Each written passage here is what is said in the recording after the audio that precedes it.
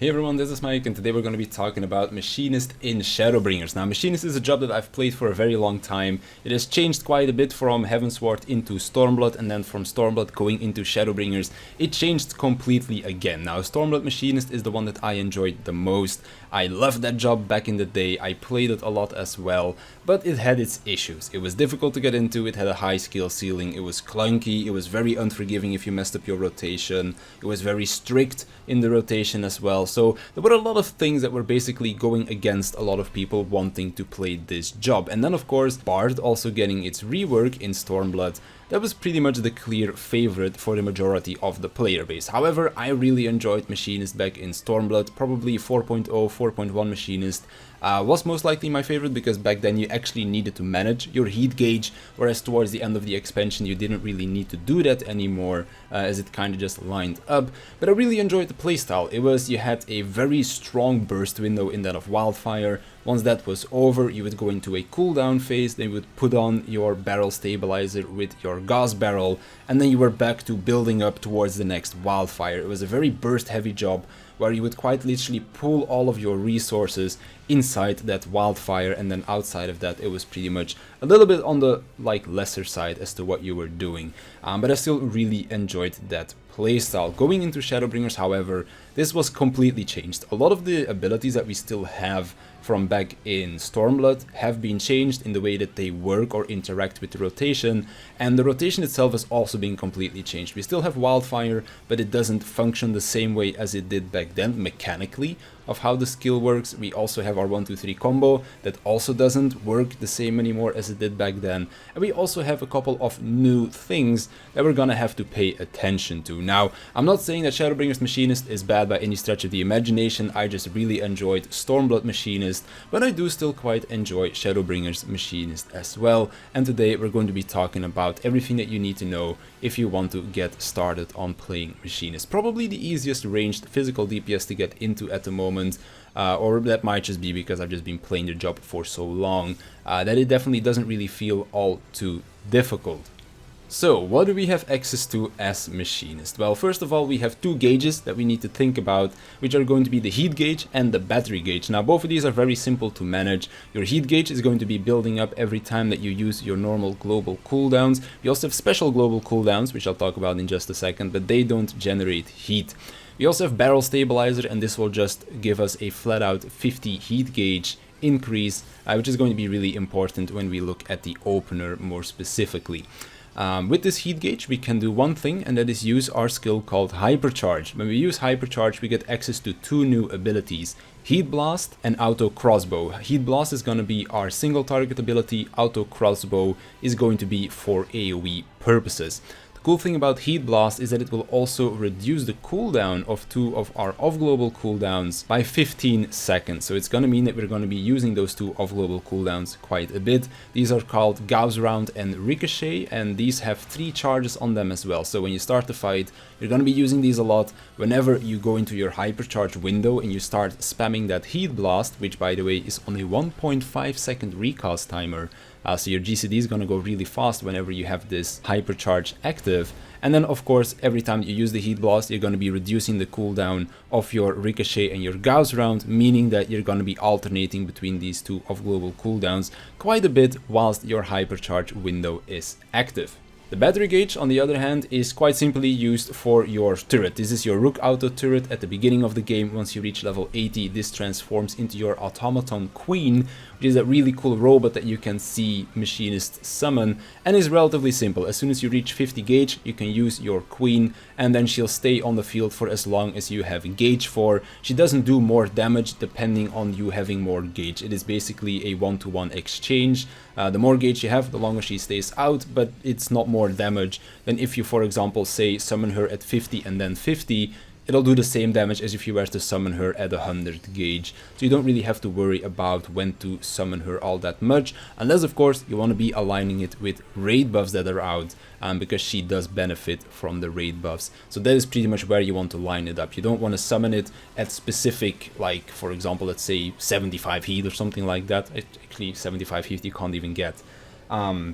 Or 75 battery gauge I mean, but you just want to try and line her up with raid buffs. Now, when it comes down to our normal GCDs, let's talk about those for a second as well. So we have our 1, 2, 3 combo, which will do two things for us. It will increase our heat gauge by 5 every time that we use one of the GCDs, and our final combo shot, heated clean shot, will also grant us 10 battery gauge. Now, the cool thing about this 1, 2, 3 combo is that we can interrupt it for our special GCDs, like for example that heat blast or auto crossbow that I was talking about. But we also have two GCDs that are on a separate cooldown, those being drill with 20 seconds and air anchor with 40 seconds. Now, drill itself just does a bunch of damage. It is our highest potency attack. Air anchor does the same amount of damage, but it will also increase the battery gauge by 20.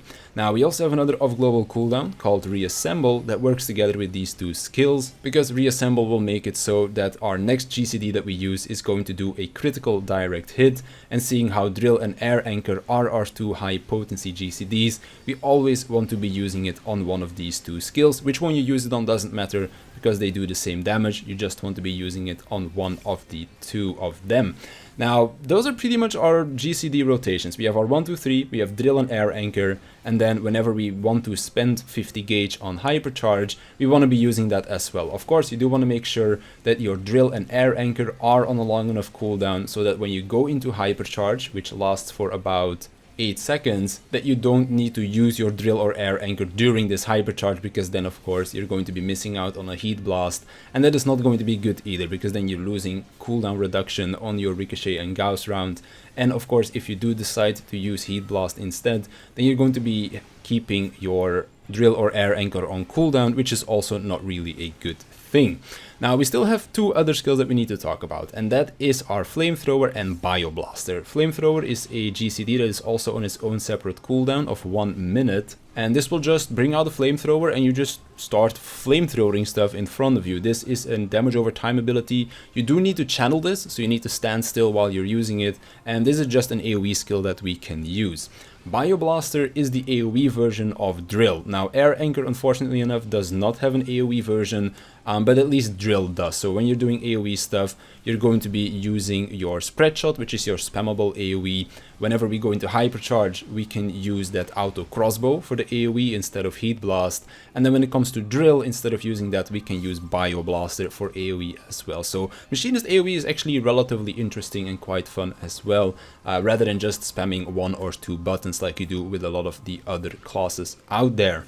And then last but not least, we have our Wildfire. We still have Wildfire like we did back in the day, but it does function a little bit differently now. Back in Heavensward and Stormblood, Wildfire would be a debuff that you put on the boss, and then all of the damage that you dealt inside of that Wildfire window would be taken a portion of, and then it would explode at the end of the duration. And right now this still kind of functions like that. You still put on the Wildfire, you do actions, and then depending on what you did, you still get an explosion at the end, but instead of just being a portion of all of the damage that you dealt, it is now just going to be how many GCDs did you do inside of your Wildfire, and that will determine the damage at the end. So definitely a shell of its former self, unfortunately enough, but it's still kind of going to feel like a very exciting window, because you of course want to be using your Hypercharge during this. As I said, during Hypercharge you have that 1.5 second recast instead of the 2.5 seconds, meaning that you're going to be getting more GCDs out if you pair up Hypercharge with your Wildfire. And that is pretty much all of Machinist. You're just going to be using your 1, 2, 3 combo when you're doing nothing. Whenever you get 50 gauge, you can choose to use that Hypercharge to start spamming Heat Blast, Ricochet and Gauss round, because of course those two off-global cooldowns are going to be getting constant cooldown reduction from using Heat Blast. Then whenever your battery gauge is high enough, you can summon your Queen Auto Turret or your Automaton Queen, whatever you want to call it, so she can come and aid you into battle. And then of course you also want to make sure that you're using Drill and Air Anchor on cooldown, and that is actually pretty much Machinist. It's fairly simple to pick up and play.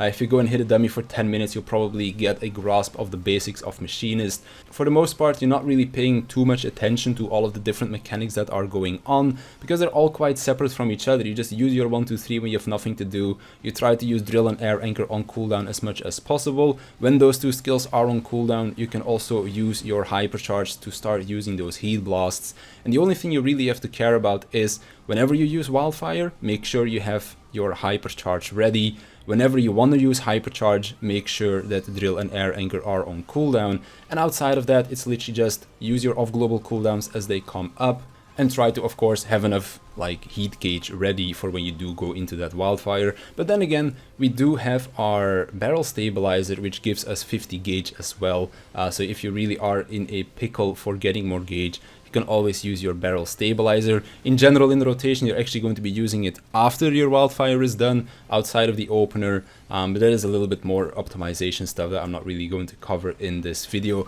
Overall, I do still quite enjoy the Machinist. Instead of just pressing a lot of different buttons, you're now just going to be pressing the same buttons quite a lot, so it still feels a very active job. It's not just pressing a lot of different buttons, it's just pressing a lot of the same buttons, which is kind of unfortunate, but on the other hand, I also don't mind it too much. It's still a very busy job, which I do still quite enjoy. And the drill and the air anchor part of the rotation also make it feel quite unique, just as the old Machinist felt quite unique as well. So that's pretty much Machinist. If I missed anything, feel free to correct me in the comments down below and I'll upvote it so that other people can see it as well. If you have any more questions about the job, feel free to ask me as well, or jump in on the Discord, because I'm always active over there as well. And it's a lot easier to hold a conversation on Discord than it is in the YouTube comments. But yeah, that's gonna be it for me. I want to thank you for watching. I want to thank my Patreons for supporting me, and I'll see you in the next one.